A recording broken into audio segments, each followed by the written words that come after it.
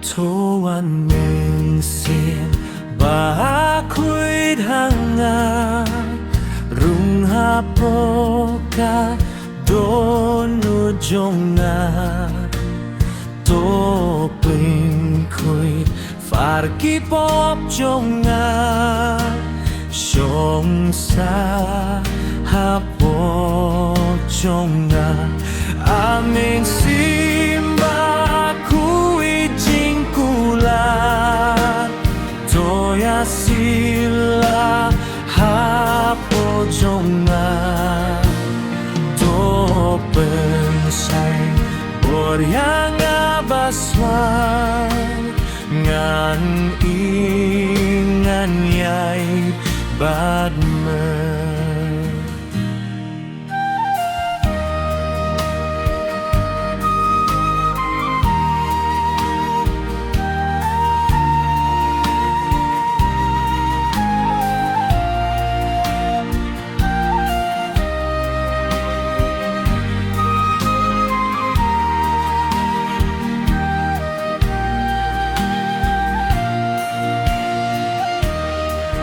Amin simba kui jingkular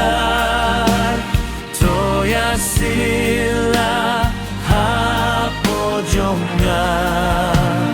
to pinsyai bor yang abaswai ngan ingan yai bat